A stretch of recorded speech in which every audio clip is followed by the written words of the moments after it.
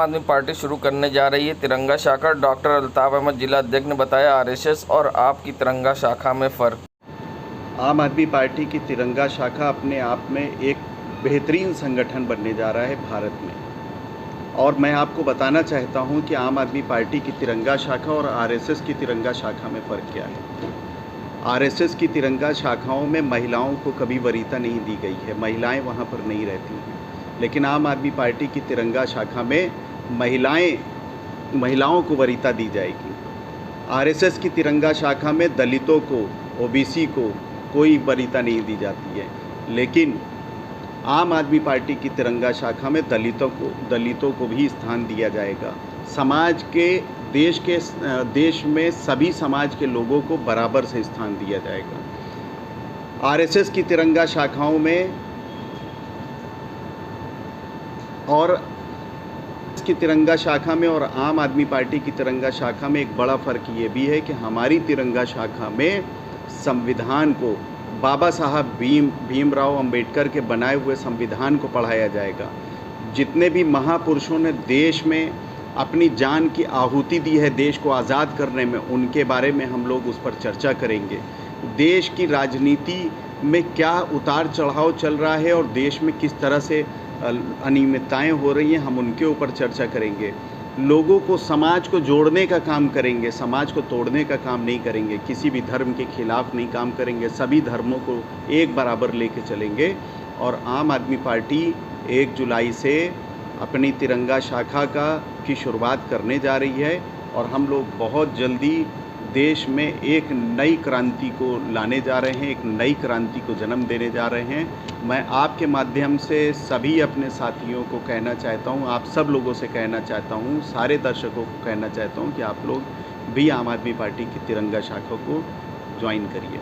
संगम नगरी प्रयागराज में ADG zone Prayagraj Prem Prakash द्वारा एडीजी जोन कार्यालय प्रयागराज में जन सुनवाई की गई। जन सुनवाई के दौरान वहां पर पहुंचे लोगों ने अपनी समस्या बताई। वहीं पीड़ितों की समस्या सुन एडीजी जोन प्रयागराज ने संबंधित अधिकारियों से फ़ोन पर बात करके समस्या का समाधान करने के लिए आवश्यक दिशा निर्देश दिए और तत्काल लोगों की समस्या का किया समाधान।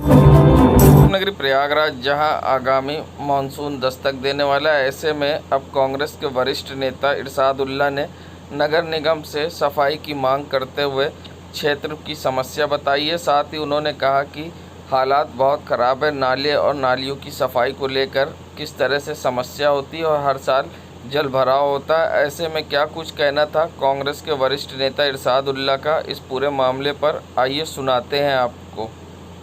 देखिए, बरसात तो आ ही गई, लेकिन जो जल भराव और नाली की साफ़ सफाई है वो बहुत ही बुरी स्थिति के अंदर है। हम पूरा ये देख रहे हैं कि कहीं पे भी नाली और नालों की सफाई नहीं हो रही है। अगर सही मानसून आ जाएगा और बढ़िया बारिश हो जाएगी तो शहर जलमग्न हो जाएगा। और इससे पहले भी हमेशा पुराने शहरों में हमेशा ऐसा रहा है कि शहर जलमग्न हो जाता है, पानी से पूरा भर जाता है। हम नगर निगम से ये अपील करना चाहते हैं कि उदासीनता छोड़ें और शहर के अंदर युद्ध स्तर पर, गलियों में, मोहल्लों में, पुराने शहरों में युद्ध स्तर पर काम करें, साफ सफाई करें, ताकि जो है जल भर जी महापौर हमारे इलाके की है, लेकिन मैं उनसे भी अपील करना चाहता हूं कि युद्ध स्तर पर शहर के पुरानी बस्तियों में युद्ध स्तर पर नाले की साफ सफाई कराएं, ताकि जो जल भराव से लोगों को जो सामना करना पड़ेगा, जो कठिनाइयाँ करना पड़ेगा, उससे निजात मिले। जहां बरसात का मौसम शुरू होने वाला है और ऐसे में बारिश में कई प्रकार की बीमारियां होती हैं। बारिश के कारण जगह जगह गंदगी और जल भराव की समस्या होती है। ऐसे में कई प्रकार की बीमारियां होती हैं, मलेरिया, डेंगू के साथ साथ बुखार, ऐसी समस्या बरसात में उत्पन्न होती है। ऐसे में बरसात में होने वाली बीमारियों से किस तरह से बचा जाए, क्या कहना है डॉक्टर राकेश पासवान का, आइए सुनाते हैं। बरसात में संक्रमण से जो उत्पन्न होते हैं रोग, उनकी प्रमुखता हो जाती है। तो संक्रमण वाले रोग जैसे कि कॉलरा, टाइफाइड और दूसरे जो बीमारियां हैं जैसे मच्छरों से जो उत्पन्न होती हैं, मलेरिया वगैरह और डेंगू की संभावनाएं काफ़ी ज़्यादा रहती हैं। साथ ही साथ इस मौसम में भी परिवर्तन हो रहा होता है, तो जुखाम, सर्दी जैसी दिक्कतें भी ज़्यादा हो सकती हैं। तो लोगों को इस मौसम में जो ध्यान देने वाली बात है वो ये है कि पहले तो अगर जो लोग एसी वगैरह यूज़ करते हैं, कूलर वगैरह यूज़ करते हैं, वो लोग सुबह के समय जो है उसको ज़रूर से ज़रूर बंद कर दें और बहुत हल्के तापमान पर चलाएं। यदि आप बरसात में भीग जाएं तो तुरंत से तुरंत कपड़ा बदलने की कोशिश करें और खाने पीने के सामान ताज़े खाएं और अच्छे से धुलने के उपरांत ही उनका सेवन करें। इसके साथ ही साथ जो सोने के लिए मच्छरदानी इत्यादि का प्रयोग करें और वेक्टर जनित जो रोग हैं, जैसे मच्छर से जो उत्पन्न होते हैं रोग या मक्खी से जो उत्पन्न होते हैं, उनके बचाव के लिए साफ़ सफाई का विशेष ध्यान रखें।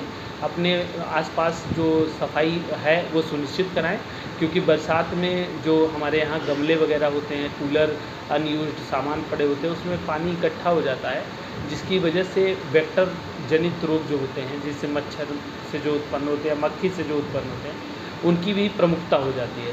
तो इन्हीं सब चीज़ों का ध्यान रख के हम इस मौसम को एंजॉय कर सकते हैं। संगम नगरी प्रयागराज में जहां आज महालक्ष्मी नेत्र व मैटरनिटी सेंटर का उद्घाटन राज्यसभा सांसद सीमा द्विवेदी ने किया है। बता दें, सीमा द्विवेदी मुख्य अतिथि के तौर पर महालक्ष्मी हॉस्पिटल पहुंची, जहां अस्पताल प्रशासन द्वारा उनका भव्य स्वागत किया गया, जहां पर उन्होंने फीता काट कर हॉस्पिटल का उद्घाटन किया और साथ ही दीप प्रज्वलित किया। इस मौके पर डॉक्टर अमित व उनकी पत्नी कोमल भी मौजूद रहीं। पहले मैं तो डॉक्टर अमित को बहुत ढेर सारा शुभकामना देना चाहूँगी। उनकी पत्नी जो बहुत अच्छी जोड़ी है दोनों की, दोनों एक दूसरे को बहुत कोऑपरेट करते हैं। दोनों को बहुत ढेर सारी बधाई देना चाहूँगी कि वो प्रयागराज की धरती पर उन्होंने महालक्ष्मी अस्पताल खोल करके जन सुविधा को देने का जो एक बहुत बड़ा प्रयास किया, उसके लिए मैं उनको बहुत ढेर सारी बधाई देना चाहूँगी। तो कोई खुशी का ठिकाना ही नहीं है। मैडम हमारे साथ आई हैं इस भव्य हमारे अस्पताल का उद्घाटन करने। उनके आने से ये और ज़्यादा भव्य लगने लगा है हमारा उद्घाटन, जिसके लिए मैं उनका बहुत बहुत धन्यवाद करती हूँ। डीआईजी सर, वो धीरे धीरे रनिंग पे आएगा। स्कीम जैसे हम लोग चल रहे हैं, सेफ जच्चा बच्चा मेरे यहाँ चल ही रहा है, मैटरनिटी की बहुत सारी स्कीम भी चलती हैं और बहुत सारी स्कीम्स अभी चल रही हैं, ठीक है ना। वो धीरे धीरे करके स्कीम्स जैसी होगी वैसे वैसे डिस्प्ले की जाएगी। परिचय बता दें। मेरा नाम डॉक्टर कोमल है। मेडिकल डायरेक्टर हूँ महालक्ष्मी नेत्रालय और मैटरनिटी सेंटर।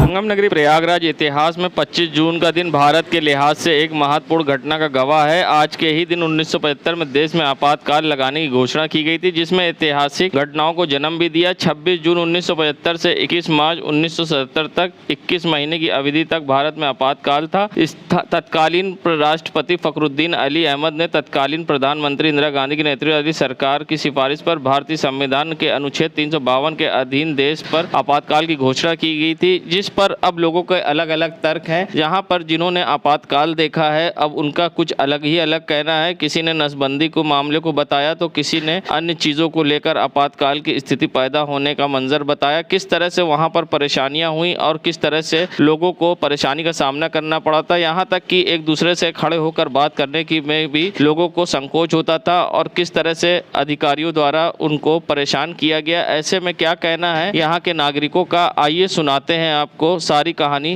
प्रयागराज के नागरिकों की जुबानी। आपातकाल के दौरान पूरा देश जिस तरह सरकारी जुल्म जाति का शिकार बना, उसकी मिसाल मिलना कठिन है। वो लोग आपस में बात नहीं कर सकते थे, आपस में एक जगह मिल नहीं सकते थे और उस समय खाने पीने की भी दिक्कतें आ गई, लोगों का आना जाना दिक्कत मुश्किल हो गया। तो उससे बड़ा कोई मतलब कठिन समस्या देश में आई है, न आने की उम्मीद है। माहौल ख़राब एकदम आपातकाल माने जब किसी से बातें नहीं बोल नहीं सकते तो बहुत ख़राब माहौल तो था ही, बहुत ख़राब माहौल था देश का।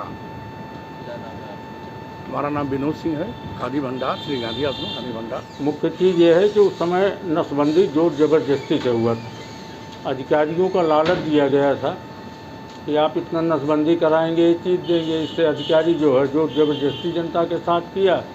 उसी दरम्यान में धीरे धीरे उत्पात शुरू हुआ और तमाम प्रकार की स्ट्राइक हुई, तमाम प्रकार की परेशानियां उठानी पड़ी जनता को। उसी में इमरजेंसी लागू किया था पूरे भारतवर्ष को। उस समय का चलना फिरना हर चीज़ की परेशानी थी, यही माहौल गुजर रहा था। प्रशासन तो जोर जबरदस्ती करता था नसबंदी के लिए। हमारा नाम है रामचरण मिश्रा। संगम नगरी प्रयागराज में किन्नर अखाड़े की महामंडलेश्वर कौशल्यानंद गिरी और महामंडलेश्वर कल्याणीनंद गिरी ने सिविल लाइन में प्रेस वार्ता करते हुए किन्नर समाज में हो रहे धर्मांतरण को बंद करने की उठाई मांग। किन्नर अखाड़े की महामंडलेश्वर कौशल्यानंद गिरी व कल्याणीनंद गिरी ने एक स्वर में अपने अत्यंत पिछड़े किन्नर समाज को जबरदस्ती धर्मांतरण का विरोध किया है और कहा है इसके रोकने के लिए जो भी जरूरी कदम उठाए जाएंगे और उस किसी स्थिति में जबरदस्ती धर्मांतरण नहीं होने दिया जाएगा और अगर इसी ने धर्मांतरण करना है तो ये उत्तर प्रदेश विधिविरुद्ध धर्म परिवर्तन प्रतिरोध अधिनियम 2021 के प्रावधान का पालन करना ही पड़ेगा और इसके लिए जिला अधिकारी से अनुमति बहुत जरूरी है। बिना जिला अधिकारी की अनुमति कोई भी धर्म परिवर्तन नहीं कर सकता। दोनों महामंडलेश्वरों ने बबली और सोनू किन्नर पर दासियों को मुस्लिम किन्नर बनाने का आरोप लगाया है। जी, हम यही चाहती हूँ कि ऐसे जो कानून के विरोध में ये लोग जो ज़बरदस्ती धर्मांतर किया है इनको कड़ी से कड़ी सज़ा मिले और ये बच्चे लोग जो निर्दोष बच्चे हैं जो छोटे कास्ट के हैं इनको फिजिकली मेंटली जो टार्चर करके इनका धर्म परिवर्तन कराए हैं इनको न्याय मिले। मैं ये हमारे एक बच्ची पंकज है और एक रबीना है, ये दोनों को धर्म परिवर्तन कराए। इनके साथ बहुत ही बुरी तरीके से वो लोग पेश आए हैं। इनको गरम गरम चाय से चाय इनके ऊपर फेंक देना, मारना पीटना और नशीली पदार्थ दे के इनको कमरे में बंद करना, ये सारी बातें वो बच्चों ने बताया है। अभी आप लोग के समक्ष से बताए हैं, ये आप लोग को भी पता होगा और ऐसा नहीं होना चाहिए। हमारे देश में धर्म कोई परिवर्तन करना चाहता है उसके लिए भी 2021 में हमारे योगी सरकार में गाइडलाइन बना हुआ शासन आदेश है, उसके पालन करके ये लोग बनाते तो चलो कोई बात नहीं था, मगर इन्होंने पूर्ण उसके विरुद्ध में इन्होंने ये कार्य करा है तो ये सरासर एक अपराध है और ऐसे अपराधी को सज़ा मिलना ही चाहिए। मेरा नाम महामंडलेश्वर कौशल्यानंद गिरी और किन्नर कल्याण बोर्ड उत्तर प्रदेश सरकार की मैं सदस्य हूँ।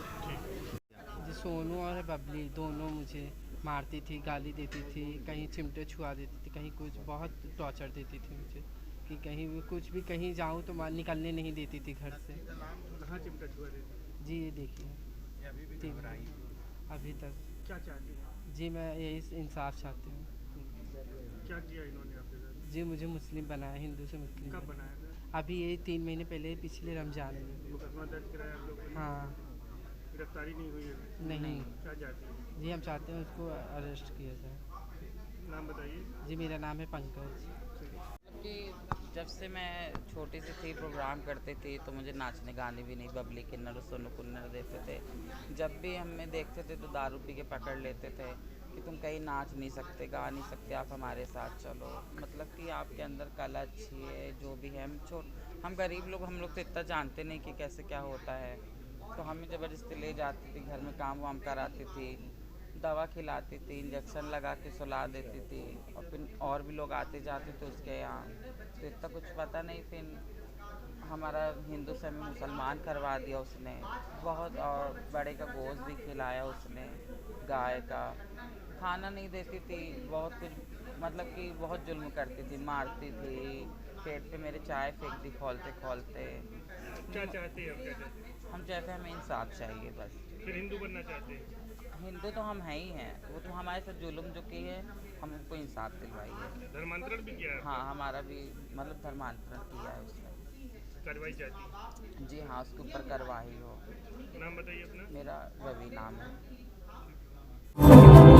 संगम नगरी प्रयागराज पहुंचे सूबे के डिप्टी सीएम केशव प्रसाद मौर्य ने आपातकाल और 1975 में लगी इमरजेंसी को लेकर कांग्रेस पर निशाना साधा है। साथ ही उन्होंने कांग्रेस के रही उस समय की प्रधानमंत्री इंदिरा गांधी पर को लेकर टिप्पणी की है। क्या कुछ कहा है केशव प्रसाद मौर्य ने आपातकाल को लेकर, किस तरह से कांग्रेस पर निशाना साधा, आइए सुनाते हैं। इतिहास का 25 जून 1975 यह एक काला अध्याय शुरू करने का प्रयास था।